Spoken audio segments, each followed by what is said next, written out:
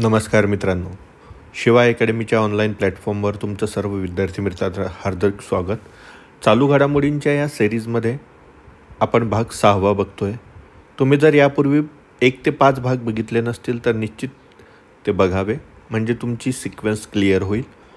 पुढचा महत्त्वाचा मुद्दा 1 जानेवारी 2023 ते 1 जून 2024पर्यंतच्या सर्व महत्त्वाच्या चालू घडामोडी आपण या सिरीजमध्ये कव्हर करतो आहे. चला तर मग सुरुवात करूया. भाग 6 चालू घडामोडी. बातमी आहे, योगाद्वारे देशाचा प्रचार करणारे पहिले विदेशी सरकार म्हणून ओमानने इतिहास रचलेला आहे. स्वतःच्या देशाचा प्रचार योगाभ्यासाद्वारे प्रचार करणारं विदेशी सरकार म्हणून कोणाला बहुमान मिळालेला आहे? ओमान सरकारला हा बहुमान मिळालेला आहे. एका अग्रगण्य उपक्रमात ओमानच्या सल्तनतमधील भारतीय दूतावासाने 2023च्या आंतरराष्ट्रीय योग दिनाच्या पूर्वसंध्येला सोलफुल योगा सेरेन ओमान नावाचा एक अभिनव व्हिडिओ सादर केला होता. सोलफुल योगा सेरेन ओमान नावाचा. या व्हिडिओमध्ये विविध देशातील योगप्रेमींना सुंदर योगासने दाखवण्यात आली. भारतीय दूतावासाने व्हिडिओ तयार करण्यासाठी व्हिजिट ओमान या ओमानच्या पर्यटन मंत्रालयाच्या उपकंपनीसोबत भागीदारी केलेली आहे. परदेशी सरकारने स्वतःच्या देशाचा प्रचार करण्यासाठी योगाचा वापर केल्याचे हे पहिलेच उदाहरण आहे. योगा तसा भारताचा ब्रँड आहे, येतंय लक्षात. आणि विदेशी सरकारने स्वतःच्या देशाचा प्रचार करण्यासाठी अशा प्रकारे आपल्या देशाचं योगा वापरणं हे पहिलंच उदाहरण आहे. पुढची महत्त्वाची बातमी तुमच्या डोळ्यासमोर आहे.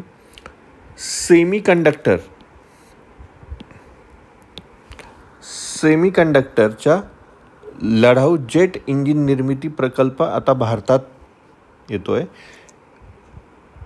पंतप्रधान नरेंद्र मोदींच्या गेल्या वॉशिंग्टन भेटीचा तो महत्त्वपूर्ण करार होता, असं या ठिकाणी आपल्याला आवर्जून लक्षात येतं. यामध्ये आपल्याला बघायला मिळतं की पंतप्रधान नरेंद्र मोदी वॉशिंग्टनमध्ये असताना महत्त्वपूर्ण करार प्रत्यक्षात येत असून मायक्रॉन या सेमीकंडक्टर बनवणाऱ्या कंपनीने, कोणती कंपनी आहे? मायक्रॉन.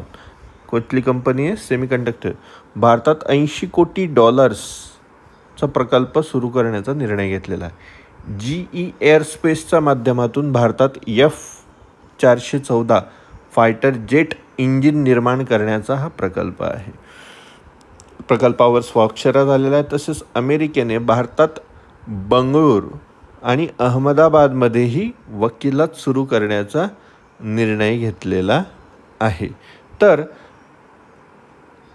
तिकडे नासाच्या चांद्रयान मोहिमेत भारताच्या इस्रोला सहभागी करून घेण्याबाबतही करार झालेला आहे. म्हणजे भारताची जशी इस्रोची मोहीम होती तशी अमेरिकेची पण नासा आहे, त्या नासाची चंद्रयान मोहिमेमध्ये पण भारताला समाविष्ट करून घेण्याबद्दलही करार झालेला आहे. आता भारताचे अमेरिकेसोबत मिशन स्पेस संयुक्तपणे सुरू होत आहे. येत्या लक्षात. हे 2024च्या निवडणुका होण्यापूर्वीच्या बातम्या आहे मित्रांनो, एवढं मात्र निश्चित लक्षात ठेवा. पंतप्रधान नरेंद्र मोदी वॉशिंग्टनमध्ये दाखल झाले. राष्ट्राध्यक्ष जो बायडन यांच्याशी चर्चा केली वगैरे. मग ते करार मदार वगैरे पार पडले. मग ही इतर बातमी महत्त्वाची जी भाग होता या बातमीचा तो F414ची इंजिन्स सेमीकंडक्टर बनवणारी मायक्रॉन कंपनी, ही एवढी बातमी तुम्हाला मला अभ्यासासाठी महत्त्वाची आहे. बाकी राजकीय वार्तालाप त्या ठिकाणी आपल्याला दिसतोय. राष्ट्रीय फ्लोरेन्स नाइटिंगेल पुरस्कार 2022चे महाराष्ट्रातील विजेते सुजाता पीटर तुस्कानो पालघर जिल्ह्यातील प्राथमिक आरोग्य केंद्र निर्मल उपकेंद्र भुईगाव येथील सहाय्यक परिचारिका, म्हणजे दाई त्याला मराठी भाषेत म्हटलं जातं, येत्या लक्षात. राष्ट्रीय फ्लोरेन्स नाइटिंगेल पुरस्कार 2023चे महाराष्ट्रातील विजेते पुष्पा श्रावण पोडे, चंद्रपूर जिल्हा रुग्णालयातील सार्वजनिक आरोग्य केंद्रातील परिचारिका आणि ब्रिगेडियर अमिता देवरानी दक्षिण कमांड वैद्यकीय मुख्यालय पुण्याचे ब्रिगेडियर यांना हा जाहीर करण्यात आलेला आहे. आंतरराष्ट्रीय ऑलिम्पिक दिवस 23 जूनला साजरा करण्यात येतो जगभरात. आंतरराष्ट्रीय ऑलिम्पिक समिती IOCच्या स्थापनेच्या स्मरणार्थ हा दिन साजरा केला जातो. हा दिवस 1948मध्ये साजरा करण्यास सुरुवात झाली. 23 जून 1894 रोजी, कधी 23 जून 1894 रोजी आंतरराष्ट्रीय ऑलिम्पिक समितीची स्थापना झाली. खेळ आणि ऑलिम्पिक मूल्यांना प्रोत्साहन देण्यासाठी IOC या दिवशी अनेक कार्यक्रमांचे आयोजन करते. अमेरिकन काँग्रेसच्या संयुक्त अधिवेशनाला, पुढची बातमी आहे, अमेरिकन काँग्रेसच्या संयुक्त अधिवेशनाला 2 वेळा संबोधित करणारे पंतप्रधान नरेंद्र मोदी हे पहिलेच भारतीय पंतप्रधान ठरले. असे करणारे ते इस्रायलचे पंतप्रधान बेंजामिन नेतन्याहू याच्यानंतरचे दुसरे आंतरराष्ट्रीय नेते आहेत. यापूर्वी 2016मध्ये PM नरेंद्र मोदींनी अमेरिकन काँग्रेसच्या संयुक्त अधिवेशनाला संबोधित केले होते. म्हणजे 2016ला आणि आता 2023ला, गेल्या वर्षी, असे 2 वेळा त्यांनी. आणि हा बहुमान दुसऱ्या पंतप्रधानाला आहे. म्हणजे नरेंद्र मोदी दुसरे. पहिले कोण आहे? इस्रायलचे बेंजामिन नेतन्याहू. पुढची बातमी, भारतीय पंतप्रधानांच्या युनायटेड स्टेट्सच्या राज्यभेटी दौऱ्यात जनरल इलेक्ट्रिक, एक अमेरिकन बहुराष्ट्रीय कॉर्पोरेशन, आणि भारताची हिंदुस्तान एरोनॉटिकल्स लिमिटेड यांच्यात महत्त्वपूर्ण जाहीर करार करण्यात आलेला आहे. भारताच्या स्वदेशी light combat aircraft LCA Tejas MK2 साठी महत्त्वपूर्ण जेट इंजिन्सचं तंत्रज्ञानाचं हस्तांतरण आणि GEच्या 414 इंजिनच्या निर्मितीवर हा करार आहे. मगाशीच आपण हे बघितलं, रिपीट झालेली होती ती बातमी, त्याच्यामुळे कदाचित पुन्हा लिहिली गेली असेल. ओके, ती बाब. पुढचा घटक, भारताच्या सर्वोच्च न्यायालयाने नुकतेच कोल इंडिया लिमिटेड CIL ने केलेले अपील फेटाळले आहे, ज्याने स्पर्धा कायदा 2002 अंतर्गत CILच्या कृतीच्या चौकशी करण्याचा भारतीय स्पर्धा आयोगाच्या CCIच्या अधिकाराची पुष्टी केली आहे. हा निर्णय CCIच्या तपासण्याच्या अधिकाराला कायम ठेवतो. येत्या लक्षात, कोल इंडिया लिमिटेडने केलेले अपील फेटाळलेलं आहे. कशाच्या अंतर्गत केलं होतं? स्पर्धा कायदा 2000 अंतर्गत CIL कृतीची चौकशी करण्याच्या आयोगाच्या अधिकारांची पुष्टी केली की ते करू शकतात, म्हणून ते कायम ठेवलं गेलेलं आहे. आणि स्पर्धा कायद्याच्या कॉम्पिटिशन ॲक्टच्या संदर्भात CILच्या वर्तनाचे मूल्यांकन करा. येत्या लक्षात, हे बाजारातील निष्पक्ष स्पर्धेचे महत्त्व आणि भागधारकांसाठी समान प्लेग्राऊंड म्हणजे खेळाचे क्षेत्र सुनिश्चित करण्यासाठी नियामक संस्थांची भूमिका दर्शवते, असं सर्वोच्च न्यायालयाने त्या ठिकाणी स्पष्ट केलेलं आपल्याला दिसतं. युनायटेड नेशन्स डेव्हलपमेंट प्रोग्राम, शॉर्टकटमध्ये UNDP, आणि दीनदयाल अंत्योदय योजना, नॅशनल अर्बन लाईव्हलीहूड मिशन यांनी अलीकडेच भारतातील महिला उद्योजकांना समर्थन आणि सक्षम करण्यासाठी, कोणासाठी? महिलांना समर्थन आणि सक्षम करण्यासाठी सहकार्य केले आहे. कोणता कार्यक्रम हे लक्षात घ्या, UNDP आणि दीनदयाल अंत्योदय. परीक्षेला विचारलं जातं कोणत्या आंतरराष्ट्रीय पातळीवरच्या संस्थेच्या मदतीतून कोणता कार्यक्रम राबवला जातोय वगैरे वगैरे. येत्या लक्षात, महिला उद्योजकांना प्रोत्साहन आणि सक्षम करण्यासाठी. या भागीदारीचा उद्देश महिलांना त्यांचे आर्थिक सक्षमीकरण करण्याच्यासाठी संसाधने, कौशल्य प्रशिक्षण, वित्तीय सेवा, बाजारपेठेच्या संधींमधील वाढीव प्रवेश प्रदान करणे आहे. UNDP आणि दीनदयाल उपाध्याय लाईव्हलीहूड मिशन या कौशल्य एकत्र करून हा उपक्रम लिंग समानतेला चालना देण्याचा आहे. येतं लक्षात, म्हणजे जेंडर इक्वॅलिटी इंग्लिशमध्ये म्हणायचं झालं तर. शाश्वत उपजीविका निर्माण करण्याचा आणि भारताच्या शहरी भागात सर्वसमावेशक आर्थिक विकासाला चालना देण्याचा प्रयत्न करतो. सर्व शब्द या ठिकाणी अत्यंत लिंगासमानतासाठी पण, शाश्वत उपजीविका निर्माण करण्यासाठी पण, भारताच्या शहरी भागात सर्वसमावेशक आणि आर्थिक विकासाला चालना देण्यासाठी पण खूप महत्त्वाची बीट आहे. पुढची बातमी. पाकिस्तान आधारित लष्कर-ए-तैयबा या दहशतवाद्याला संघटनेला नियुक्त दहशतवाद्याला जागतिक दहशतवादी संघटना म्हणून नियुक्त करण्याचा संयुक्त राष्ट्रांमध्ये प्रस्ताव रोखण्याच्या चीनच्या निर्णयाकडे लक्षणीय लक्ष वेधले गेले आणि आंतरराष्ट्रीय स्तरावर चिंता वाढवली. संयुक्त राष्ट्र सुरक्षा परिषदेचा स्थायी सदस्य असलेल्या चीनच्या या निर्णयामुळे जागतिक दहशतवादी विरोधी प्रयत्नांची प्रभावीता व अतिरेकी गटांविरुद्धची सामूहिक कारवाईची गरज याविषयी चर्चा सुरू झालेली आहे. कारण की चीन नेहमी यांना समर्थन करतं. प्रत्यक्ष यांच्या विरोधात प्रस्ताव मांडले की ते त्यांच्या विरोधात त्यांच्या कायमस्वरूपी सदस्य परमनंट मेंबर असल्यामुळे सिक्युरिटी काउन्सिलचे ते त्यांचा व्हेटो पॉवर वापरतात आणि एकानेही व्हेटो पॉवर वापरला तर तो निर्णय बाळगवून जातो. त्याच्यावर कारवाई करता येत नाही आणि चीनचा हा नेहमीचा आगाऊपणा असतो. कारण की जे भारताला त्रास देतात ते चीन त्यांना मदत करतं. साधा सोपा विषय.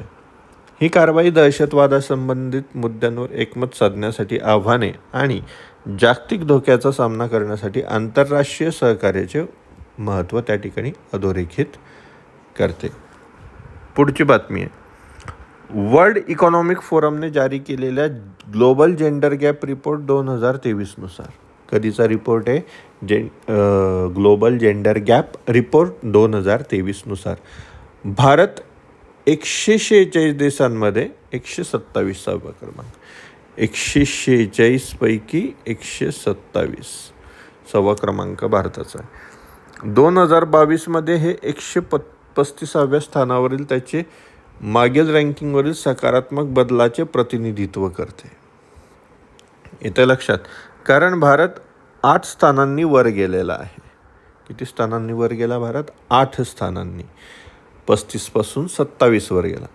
भारताच्या लैंगिक समानता स्कोअरमध्ये म्हणजे जेंडर इक्वॅलिटीमध्ये 1.4 गुणांची माफक सुधारणा देखील अहवालात दाखवली गेली आहे.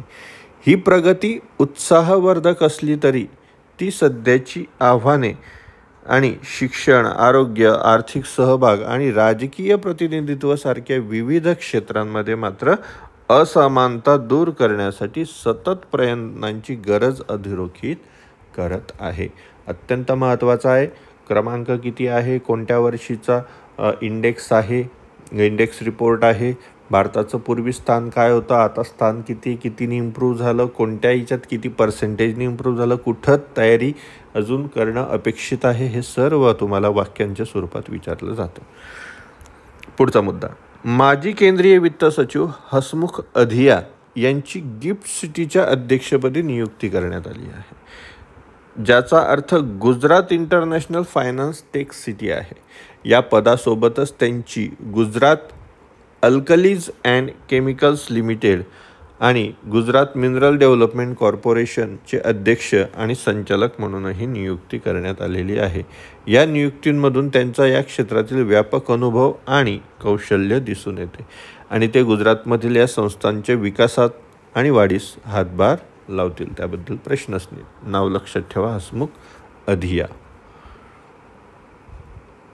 एक बातमी होती, काय सांगता भारतीय महिलांचीच आकाशात हुकूमत. त्याच्यामध्ये आहे, चूल आणि मूल या संकल्पनेच्या बाहेर पडत अनेक क्षेत्रात महिला कर्तृत्व गाजवत आहेत. मोटरमनही रेल्वेचे सारथ्य यशस्वीरित्या करत आहेत महिला.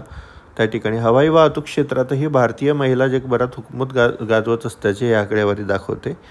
भारतामधलं प्रमाण आहे जागतिक तुलनेमध्ये भारताचं 12.4, त्याच्या खाली आयर्लंड 9.9, दक्षिण आफ्रिका 9.8, ऑस्ट्रेलिया 7.5 हे असे पहिले 4 टॉपचे देश आहेत. येत्या लक्षात. त्याच्यानंतर खाली इतर देश आहे. अमेरिका स्वतः महासत्ता असताना 5.5% एवढंच प्रमाण आहे. येत्या लक्षात. त्याच्यामुळे हा सगळ्यात महत्त्वाचा भाग त्या ठिकाणी आपण नोंदवू शकतो. सन 1989मध्ये निवेदिता भसीन या जगातील सर्वात तरुण महिला वैमानिक ठरलेल्या होत्या. येतं लक्षात. जवळजवळ 10,000 वैमानिक सध्या देशात कार्यरत आहे. 1,000 वैमानिकांची पुढील वर्षात भरती होणार आहे. येतं लक्षात. त्याच्यामुळे ही बाब आपल्याला जनरल एका अवेअरनेससाठी पण महत्त्वाची आहे आणि प्रश्न विचारला तर माहिती असू दे. अमळनेर येथे झालेल्या म्हणजे त्यावेळेला होणाऱ्या मागच्या वर्षीची बातमी त्याच्यामुळे 97व्या अखिल भारतीय मराठी साहित्य संमेलन, नाव व्यवस्थित लक्षात ठेवायचं, अखिल भारतीय मराठी साहित्य संमेलन, अध्यक्षपदी डॉक्टर रवींद्र शोभणे नियुक्त केले गेले होते. साने गुरुजींच्या कर्मभूमी अमळनेर येथे 97व्या अखिल भारतीय मराठी साहित्य संमेलनाचे अध्यक्षपदी रवींद्र शोभणे यांची निवड करण्यात आली होती. आता त्याच्याबद्दल ज्या वेळेला आपण बघतो विशेषत्वाने 97 आहे आताचं, 25 जून 2023ला पार पडला. येते लक्षात. ते जी शोभणे आहेत त्यांच्याबद्दलचं परिचय आहे. 15 मे 1959 वगैरे त्यांचा जन्म झाला. हे थोडक्यात वाचून घ्या. तुम्हाला मला स्टेटमेंटमध्ये विचारलं जाऊ शकतं. आता त्याचे समजवण्यात काही अर्थ नाही आहे. स्क्रीनशॉट काढा किंवा पॉज करून व्यवस्थित वाचून घ्यायचं. येते लक्षात. मागील काही साहित्य संमेलनं तुम्हाला मला जोड्या लावायला विचारले जाऊ शकतात. ते निश्चित आपण बघितले पाहिजे. 93 ते 97 या ठिकाणी. 93 कधी झालं? 2020ला उस्मानाबाद. अध्यक्ष फ्रान्सिस दिब्रेटो यांचं आता निधन झालं काही दिवसांपूर्वी. 94 21ला नाशिक इथं पार पडलं. जयंत नारळीकर हे होते. 95 22ला होता उदगीरला झाला भारत सचाने होते. 96 वर्ध्याला होते नरेंद्र चपागावकर होता. आता 97चं 2024 अमळनेरला आहे रवींद्र शोभणे आहे. एक तर डायरेक्ट याच्या पद्धतीने जोड्या लावा वगैरे विचारू शकतात, स्टेटमेंटच्या फॉर्ममध्ये विचारू शकतात, किंवा अन्यथा त्याच्यावरचे स्टेटमेंट तयार करून विचारू शकतात वेगवेगळे, चुकीचं कोणतं बरोबर कोणतं ओळखायला. ओके. आता इजिप्त. पंतप्रधान नरेंद्र मोदी यांचा इजिप्त दौऱ्यातील काही ठळक घडामोडींचा आढावा या ठिकाणी घेतलेला आहे. इजिप्त दौऱ्याबद्दल 24 आणि 25 जून 2023 असा हा 2 दिवसीय दौरा होता. कोणता? इजिप्तचा. येते लक्षात. 1997 नंतर पहिल्यांदाच भारतीय पंतप्रधानांचा हा इजिप्त दौरा ठरला. 1997 नंतर डायरेक्ट 2023. कोणता? इजिप्त. ओके. आता इजिप्त का महत्त्वाचं आहे तर त्याचं जिओ पॉलिटिकल महत्त्व आहे, भूराजकीय महत्त्व आहे. येत्या लक्षात. त्याच्यामुळे हा देश गरजेचा ठरतो. इजिप्तची राजधानी कैरोच्या राष्ट्रपती भवनात झालेल्या विशेष कार्यक्रमात 25 जून 2023 रोजी इजिप्तचे राष्ट्राध्यक्ष अब्देल फत्तह अल सिसी यांनी पंतप्रधान नरेंद्र मोदी यांना इजिप्तचा सर्वोच्च नागरी पुरस्कार ऑर्डर ऑफ नाईल, इजिप्तचा सर्वोच्च पुरस्कार कोणता? ऑर्डर ऑफ नाईल प्रदान करत त्यांचा बहुमान केलेला आहे, सन्मान केलेला आहे. हा सन्मान मिळालेले पंतप्रधान नरेंद्र मोदी हे पहिलेच आहे. हे पण त्याच्या विशेष पहिलेच भारतीय व्यक्ती आहेत. याच्या अगोदर कोणत्या भारतीय व्यक्तीला हा सन्मान बहुमान प्राप्त झालेला नाही, भारताला तर नाहीच नाही. येतं लक्षात. मोदी यांनी कैरो इथल्या 11व्या शतकात बांधण्यात आलेल्या अल हकीम मशिदीला भेट दिली. कोणत्या मशिदीला भेट दिली? अल हकीम. कोणत्या शतकात बांधली गेली? 11व्या शतकात. पंतप्रधानांनी बोहरा समाजाच्या नेत्यांचीही भेट घेतली. बोहरा समाज मुस्लिम गटामधला एक प्रगत गट बोहरा समाज. या समुदायाचे लोक फातिमीद काळातील शिया मशिदीचे व्यवस्थापन करतात. हे जे बोहरा समुदायाचे लोक आहे हे कोणत्या काळातील शिया मशिदीचे व्यवस्थापन करतात? फातिमीद काळ आहे.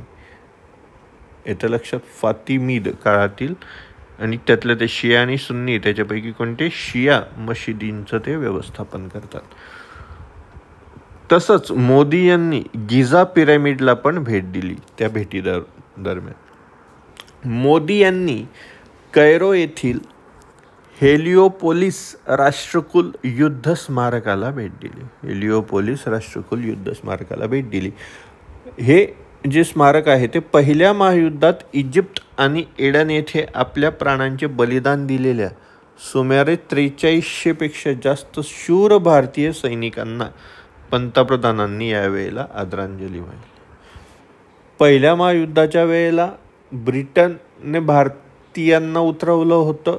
भारताचा काही रोल नव्हता, पण ते ब्रिटनचं साम्राज्य होतं त्यावेळेला. त्यामुळे इजिप्त आणि एडन येथे आपल्या या पहिल्या महायुद्धाच्या दरम्यान जवळजवळ 4300 भारतीयांनी आपला प्राणाची आहुती दिली होती आणि त्या स्मारकाला नरेंद्र मोदींनी भेट दिली.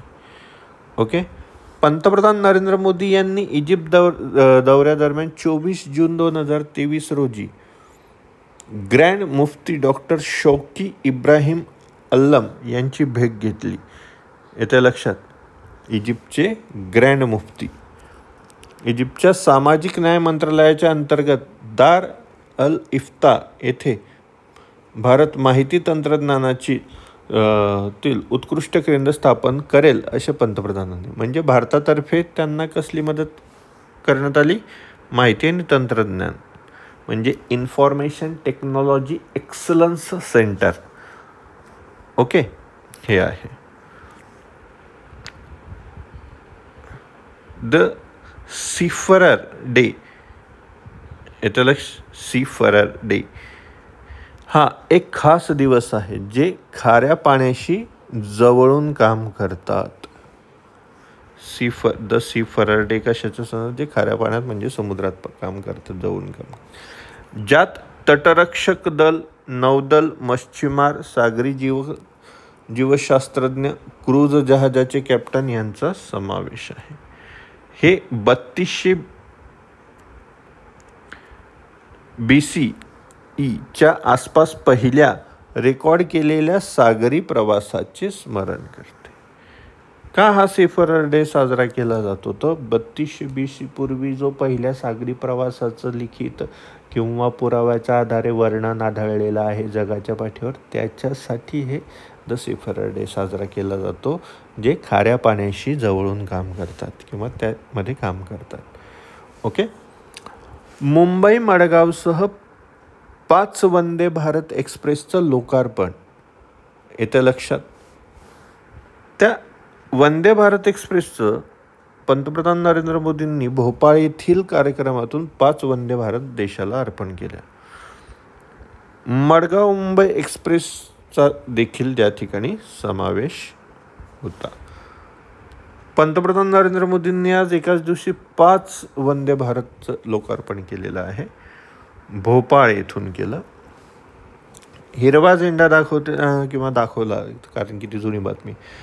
भोपाळ इंदोर आणि भोपाळ जबलपूर हे 2. भोपाळ इंदोर आणि भोपाळ जबलपूर.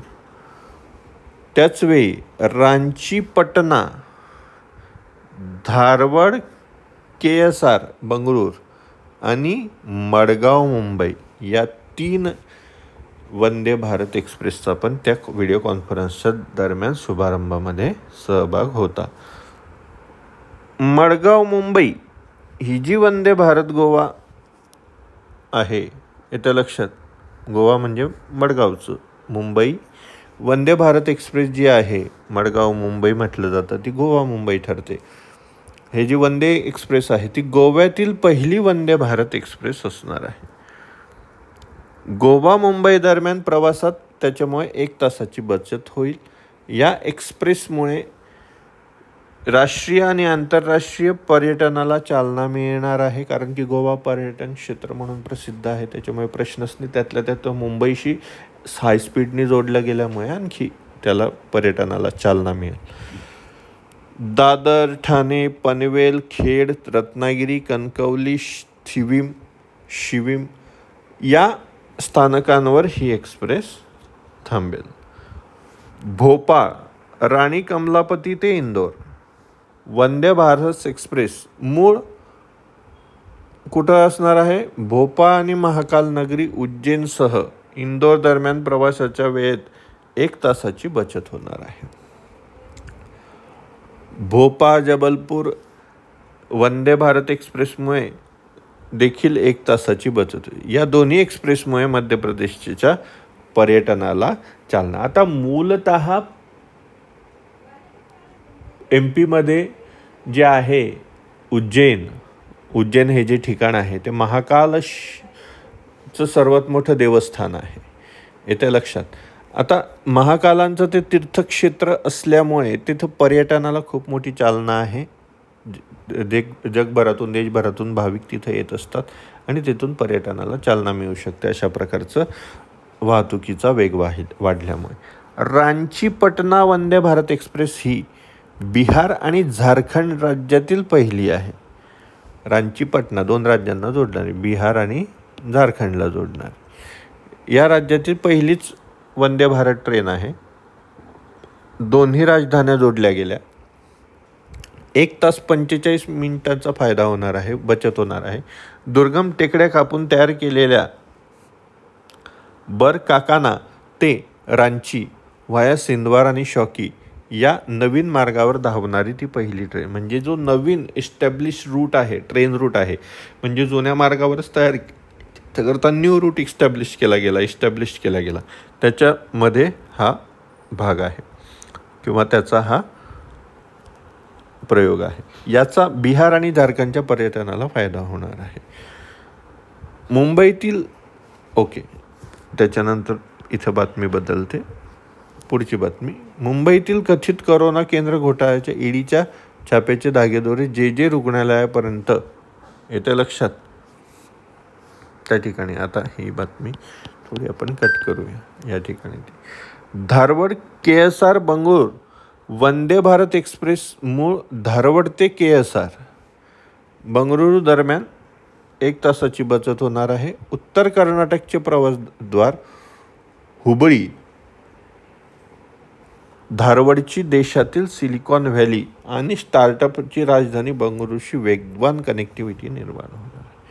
म्हणजे 2 कर्नाटकचं प्रवेशद्वार आणि देशाची सिलिकॉन व्हॅली IT इंडस्ट्रीची हब यांना जोडणार आहे स्टार्टअपची राजधानी बंगळुरूशी. येतं लक्षात. त्यानंतर त्यावेळेचं फोरकास्ट होतं. अतिमुसळधार पावसाची घोषणा केली होती. ऑरेंज अलर्ट दिला गेला होता. त्याच्या संदर्भातली बातमी आहे. पुढची बातमी आहे जगात सर्वात शांत देश कोणता? तर आईसलँडला पुन्हा एकदा जगातील सर्वात शांत देश होण्याचा मान. कोणता? आईसलँड. 2008 पासून आईसलँडने हे अव्वल स्थान कायम ठेवलं. 2008 पासून 23 पर्यंत. त्यानंतर डेन्मार्क आणि आयर्लंडचा क्रमांक लागतो. शांत असल्याने सर्वात आनंदी देश म्हणूनही आईसलँड जगातील 3रा आहे. शांत म्हणून 1 क्रमांकावर आणि आनंदी म्हणून 3 क्रमांकावर आईसलँडबाबत जर बोललं तर. ग्लोबल पीस इंडेक्स 2023 नुसार आपण हे बघतोय. कोणत्या इंडेक्सनुसार? ग्लोबल पीस इंडेक्स 2023 नुसार सर्वात शांत देशांच्या यादीत युरोप आणि आशियाचे वर्चस्व आहे. शांतच्या यादीमध्ये युरोप आणि आशियाचं वर्चस्व आहे. तर सिंगापूर, पोर्तुगाल, स्लोव्हेनिया, जपान आणि स्वित्झर्लंड हे टॉप 10 देशांच्या यादीत आहे. पहिले कोण आहे त्याची यादी आहे. जगातील सगळ्यात अशांत कुठं आहे तर ते 159 ते 163 दरम्यान तुम्हाला दिसेल. व्यवस्थित स्क्रीनशॉट काढून घ्यायचं, बघून घ्यायचं एक शब्द. भारताचं स्थान केवढं आहे एवढं मात्र बघावं लागेल आपल्याला. 126 2023च्या याच्यानुसार भारताचं स्थान आहे 163 देशांच्या यादीमध्ये. येतं लक्षात. पॅरामीटर कसे ठरवले जातात हा पण भाग महत्त्वाचा आहे. देशांतर्गत आणि आंतरराष्ट्रीय संघर्ष, सामाजिक सुरक्षा आणि सैनिकीकरण यासह एकूण 23 फॅक्टर्स आहेत, पॅरामीटर्स आहेत. त्यामध्ये 163 देशांचं मूल्यांकन केलं जातं, मेजरमेंट केलं जातं. येतं लक्षात. आणि हा इंडेक्स काढला जातो. मग त्याच्यानंतर जे आहे ते व्यवस्थित तुम्ही शांततेत बघू शकता. 3 शतके जुने वृत्तपत्र बंद. ऑस्ट्रियातील विनर झाइतुंग हे दैनिक थांबलं आहे. विनर झाइतुंग गेल्या 3 शतकाहून अधिक काळ चाललेले जगातील सर्वात जुन्या वृत्तपत्रांपैकी एक होतं ते विनर झाइतुंग. ऑस्ट्रियात होतं. येत्या लक्षात आवृत्ती बंद करण्याचा निर्णय घेण्यात आलेला आहे. पहिला अंक 8 ऑगस्ट 1703 मध्ये प्रसिद्ध झाला होता. कधी प्रसिद्ध झाला होता? 8 ऑगस्ट 1703 मध्ये. येत्या लक्षात त्यावेळी त्या वृत्तपत्राचं नाव विनरिशेस डायरियुम असं होते. कोणत्याही अलंकारिक भाषेविना संयतपणे बातम्या वाचकांपर्यंत पोहोचवण्याच्या उद्देशाने हे न्यूजपेपर सुरू केलं होतं. म्हणजे अतिशयोक्ती भाषा न वापरता जसं आहे साध्या सोप्या सरळ भाषेमध्ये. येते लक्षात. हा त्याचा पहिला अंकाचा फोटो पण दिलेला आहे त्या बातमीमध्ये 1780 मधल्या 8 ऑगस्टला आणि शेवटचा अंक पण या ठिकाणी दिलेला आहे. 1703 ते 2023चा 3 शतकांचा प्रवास खूप महत्त्वाचा आहे. महायुद्ध, पडसाद हे सगळं बघितलेलं आहे. बातमी तुम्ही नंतर व्यवस्थित बघून घ्या.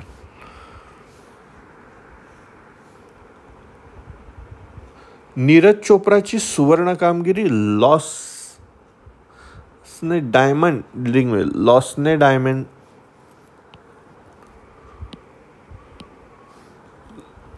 डायमंड लीगमध्ये 87.66 मीटर अंतरावर भालाफेक करत अव्वल स्थान मिळवलं.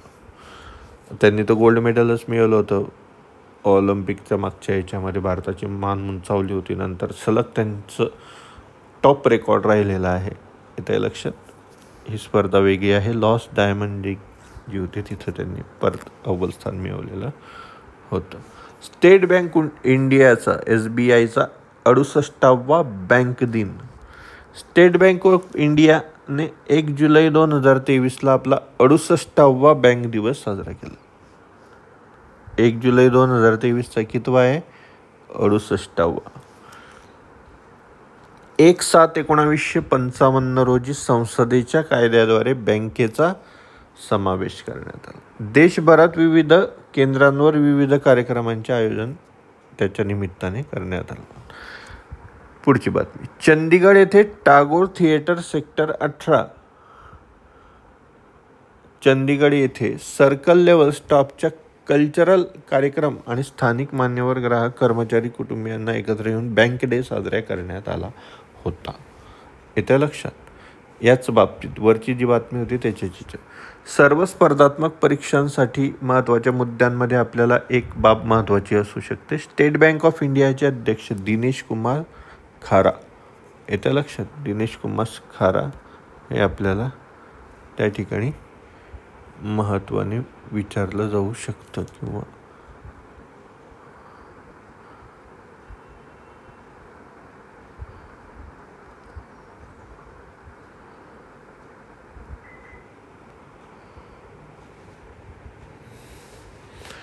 बीडच्या सुपुत्राने रचला इतिहास. अविनाश साबळे सलग दुसऱ्यांदा ऑलिम्पिकसाठी पात्र आणि यावेळेला तो स्पर्धेत आहे पॅरिस ऑलिम्पिकमध्ये. भारताचं नाव उंचावण्याची क्षमता त्यांच्यामध्ये आहे. महाराष्ट्राचं नाव जगभरात गाजवणाऱ्या लांब पल्ल्याच्या धावपटू अविनाश साबळेने मोठा कारनामा केला आहे. त्याची 2024मध्ये होणाऱ्या पॅरिस ऑलिम्पिकसाठी निवड झाली आहे. आणि म्हणून मी तुम्हाला म्हटलो की या बातम्या आपण कधीपासून कव्हर करतोय. या बातम्या आपण कव्हर करतो 1 जानेवारी 2023 ते 1 जून 2024. तब्बल 1 वर्षापेक्षा जास्त कालखंडाच्या गोष्टी तुम्हाला एकाच सिरीजमध्ये मिळत आहेत. त्याच्यामुळे चॅनलला सबस्क्राईब करा, व्हिडिओला लाईक करा, कमेंट करा. मित्रांनो, आपल्या मित्रपरिवारात शेअर करा. जी मेहनत मी घेतो आहे त्याच्यापेक्षा थोडीशी मेहनत तुमच्याकडून अपेक्षा करतो, मदतीची अपेक्षा करतो. लाईक करा, सबस्क्राईब करा, मित्रपरिवारापर्यंत पोहोचवा. येतं आहे लक्षात.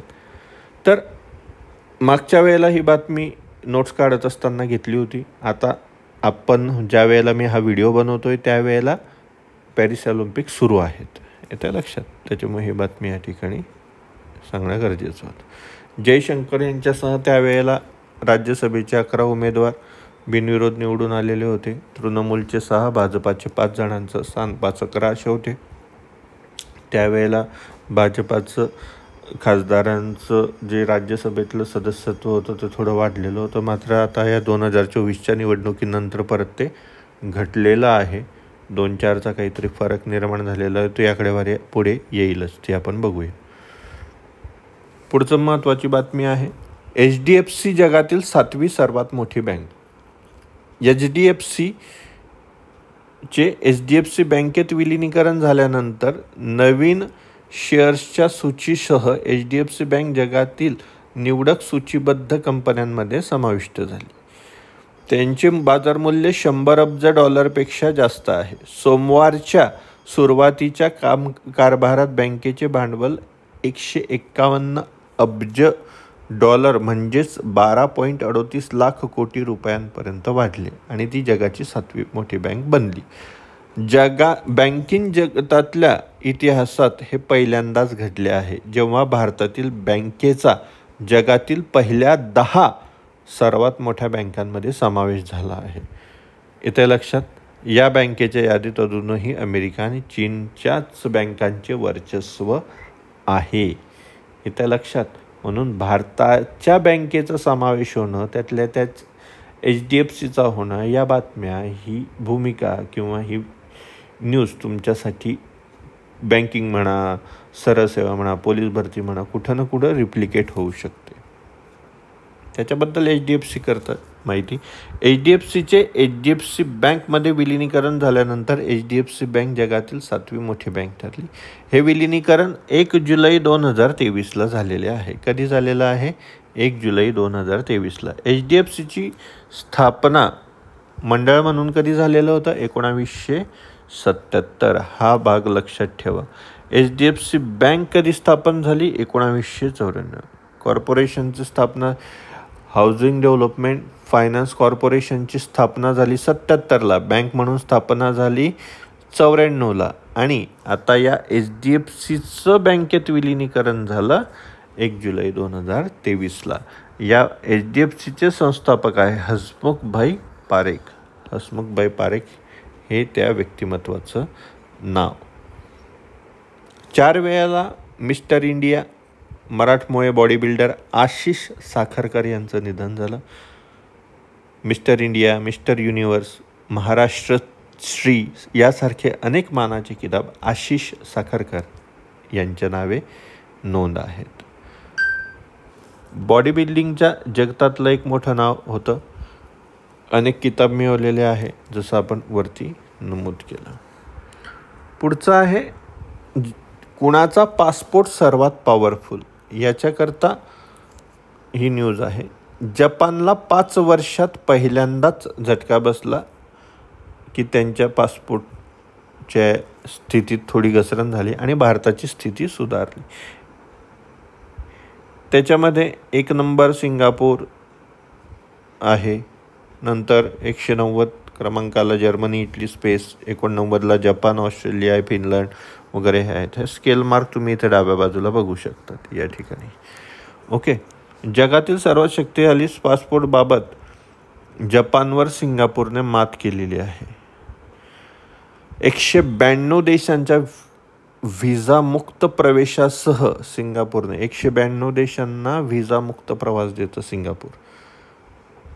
हेनले पासपोर्ट इंडेक्सने हा इंडेक्स काढतो कोणाचा पॉवरफुल आहे आणि हे कोण काढतं तो इंडेक्स लक्षात हवा. हेनले पासपोर्ट इंडेक्स हे त्या लक्षात. सलग 5 वर्ष जपानचा पासपोर्ट सर्वात शक्तिशाली पासपोर्ट म्हणून स्थान पटकावलेला होता. भारताचा किती होता तर गेल्या वर्षीच्या तुलनेत 5 स्थानांनी आपली स्थिती सुधारली आहे. सध्या 57 देशांमध्ये व्हिसामुक्त प्रवेशासह टोगो आणि सेनेगलसह क्रमवारीत 80व्या भारत स्थानावर आहे. पाकिस्तान कुठं आहे ते 101, 102च्या घरात आहे. ते बातमी तुम्ही बघून घ्या. हे वरतीच बघितलं आपण, त्याच्यामुळे त्याला काही रिपीट करण्याची गरज नाही. भारताने INS कृपाण युद्धनौका व्हिएतनामला भेट म्हणून दिली. INS कृपाण काय आहे?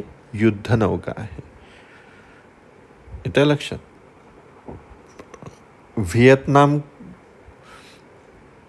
INS कृपाणचा या दलाच्या ताफ्यात 1991 साली समावेश झाला होता. कधी समावेश झाला होता? 91. 32 वर्ष सक्रिय आहे. ओके. आणि त्याच्यामुळे ते महत्त्वाचं आहे.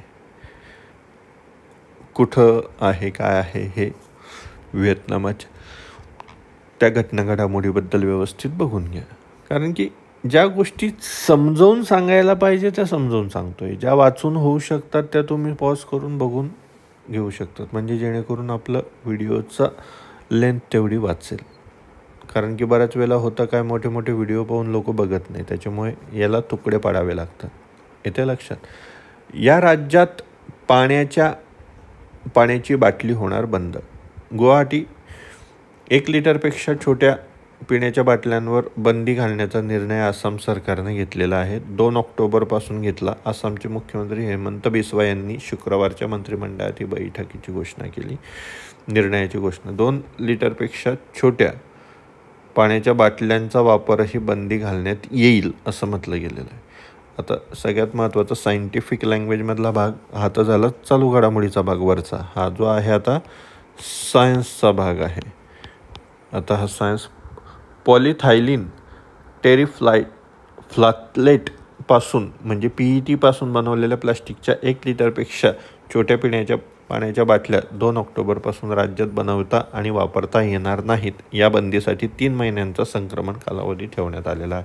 म्हणजे जे उद्योग उत्पादन करत होते त्यांना काही दुसऱ्या याच्यामध्ये स्विच करण्यासाठी संधी 3 महिन्यांचा बफर टाईम देण्यात आलेला आहे. ट्रान्झिशन फेज टायमिंग देण्यात आलेला आहे. पुण्यात सर्वाधिक कौटुंबिक हिंसाचार आहेत. मुंबई 2ऱ्या क्रमांकावर आहे. म्हणजे डोमेस्टिक व्हायलन्समध्ये राज्यामध्ये स्टेटचा विचार जर केला, महाराष्ट्र स्टेटचा, तर कोणतं जिल्हा पुढे आहे? पुणे तिथे काय उणे. येतं लक्षात? डोमेस्टिक व्हायलन्स पण तिथंच जास्त. मुंबई पण काही मागे नाही. मुंबई पण 2ऱ्या क्रमावर त्याच्या मागोमाग आहेच. कारण की उच्चभ्रू सोसायटी, शिक्षणाचं प्रमाण, दोघंही दाम्पत्य कमावणारे, उच्च पैसा कमावणारे, आणि त्याच्यामुळे मग जबाबदाऱ्या यांच्यावरून होणारे वाद, आणि ते वाद कौटुंबिक कलहामध्ये होणारे रूपांतरण, मग त्याच्यानंतर अशा प्रकारचं वाढतं प्रमाण. सर्वाधिक कौटुंबिक हिंसाचार सुसंस्कृत शहर म्हणून ओळखल्या जाणाऱ्या पुण्यात होतो असं या बातमीत म्हटलं आहे, मी नाही म्हणत. 2ऱ्या स्थानावर मुंबई आहे. नागपूर 3ऱ्या स्थानावर आहे. महाराष्ट्र पोलिसांच्या संकेतस्थळावर ही माहिती देण्यात आलेली आहे. 200 गुन्ह्यांचा प्रमाणानुसार 296 पुणे, मुंबई 276, नागपूर 260 असं काहीतरी प्रमाण या ठिकाणी आहे. आणि त्याच्यानंतर इन डिटेल बातमी त्याच्या खाली आहे. अमृत भारत स्टेशन योजना केंद्र सरकारने लागू केलेली आहे. याच्यामध्ये किती रेल्वे स्थानकांचा चेहरा मोहरा बदलल्याच्या संदर्भात थोडक्यात आढावा घेतलेला आहे या बातमीमध्ये. देशभरातील रेल्वे स्थानकांच्या विकासाची विशेष योजना म्हणून पुढे आलेल्या अमृत भारत स्टेशन योजनेत मध्य रेल्वेची 35 तर दक्षिण पूर्व मध्य रेल्वेच्या 11. 35 कोणते? मध्य रेल्वे, सेंट्रल रेल्वे, आणि दक्षिण पूर्व मध्य रेल्वेच्या 11 स्थानकांचा समावेश आहे. योजनेत देशातील एकूण किती रेल्वे स्थानकांचा समावेश आहे? 1309. येतं लक्षात? त्या ठिकाणी त्या स्थानकांमध्ये नागपूर, चंद्रपूर, बल्लारपूर, वर्धा, बडनेरा, अमरावती, अकोला, शेगाव, मलकापूर, भुसावळसह मध्य रेल्वेचे 35 ठिकाणं आणि तिथं 11 आहेतच. त्या लक्षात. त्यामध्ये circulating area, waiting hall, lift, escalator, शौचालय, स्वच्छतेची कामं बघितली जातील. वन स्टेशन वन प्रॉडक्ट या योजनेअंतर्गत स्थानिक उत्पादकांना प्राधान्य दिलं जाईल. वायफायची सुविधा वगैरे असेल, इतर त्या फॅसिलिटीज प्रवाशांसाठी आणि त्यांच्या प्रवासाला आणि सुरक्षिततेला प्राधान्याने गरजेचे आहे, त्याच्यासाठी ते महत्त्वाचं आहे. अशा पद्धतीची ही बातमी आपण बघितली. स्वातंत्र्याचा अमृत महोत्सवाची सांगता मेरी माती मेरा देश अर्थात माझी माती माझा देश या अभियानाने होणार असून लोकसहभागातून अभियान यशस्वी करावे अशा सूचना सांस्कृतिक कार्य विभागाचे प्रधान सचिव विकास खारगे यांनी दूरदृश्य प्रणालीद्वारे अभियानाच्या बैठकीत दिली होती. स्वातंत्र्याचा अमृत महोत्सवाची सांगता कोणत्या कार्यक्रमाने झाली? मेरी माती मेरा देश कधीपर्यंत आयोजित करण्यात आला होता? 9 ते 15 ऑगस्ट 2023. गावातील विशिष्ट ठिकाणी शिलाफलक उभारणी करून स्वातंत्र्य सैनिकांचा सन्मान करण्यात येणार आहे. या फलकावर पंतप्रधान नरेंद्र मोदी यांचा व्हिजन 2047 हा संदेश आणि स्थानिक शहीद वीरांची नावं असणार आहे. गावात 75 देशी वृक्षांची लागवड करून वसुधा वंदन करण्यात येणार. वसुधा म्हणजे पृथ्वी, वसुंधरा, वसुधा पर्यायी नावं आहेत. यावेळी सर्व गावकऱ्यांनी पंचप्राण प्रतिज्ञा घेण्याच्याही सूचना करण्यात. मेरे माटी मेरा देश त्याचं सांगतेचा कार्यक्रम कालखंड किती सांगितला? 9 ते 15 ऑगस्ट 2023. 9 ते 15 ऑगस्ट लक्षात ठेवा. FIFA woman world cup 2023. स्पेनने इंग्लंडचा पराभव करून इतिहास रचला. फिफा वुमन वर्ल्ड कप 23 स्पेनने जिंकला. उपविजेती कोण आहे? इंग्लंड. ऑस्ट्रिया न्यूझीलंडमध्ये सुरू असलेल्या महिला फुटबॉल वर्ल्ड कप स्पर्धा कुठं सुरू आहे? ऑस्ट्रेलिया आणि न्यूझीलंड या 2 देशांमध्ये 2023 म्हणजे होती. स्पेनने इंग्लंडचा कसा पराभव केला? 1-0. इतिहासात पहिल्यांदाच नाव कोरलं. कोणी? स्पेनने. स्पेनकडून ओल्गा कार्मोनाने 29व्या मिनिटाला गोल केला. सामन्यात हा एकमेव गोल ठरला नाही. स्पेन जिंकलं. येते लक्षात. महिला वर्ल्ड कपमध्ये पहिल्यांदाच एकमेकांसमोर ते देश उभे होते. यंदा फिफा वर्ल्ड कपला नवा विजेता मिळाला आहे. स्पेन हा फिफा महिला वर्ल्ड कपचा 5वा विजेता ठरला. यापूर्वी US किती? 4, जर्मनीने 2, तर नॉर्वे आणि जपान यांनी प्रत्येकी 1 वेळेला वर्ल्ड कप जिंकलेला आहे. ही शेवटची बीट खूप महत्त्वाची आहे, नोट्स काढून ठेवा. येत्या लक्षात. तसं या बाबतीत या पहिल्या ओळीत प्रश्नच नाही, याच्यावर तर विचारलं जाऊ शकतं की कोणी जिंकला, उपविजेता कोण होतं वगैरे. ठीक आहे मित्रांनो, भेटूया पुढच्या भागामध्ये. हा भाग होता 6वा. 7व्या भागामध्ये लवकरच भेटूया. व्हिडिओला लाईक, कमेंट, शेअर करायला विसरू नका. चॅनल सबस्क्राईब करा आणि मित्रपरिवारामध्ये शेअर करा. Thank you very much.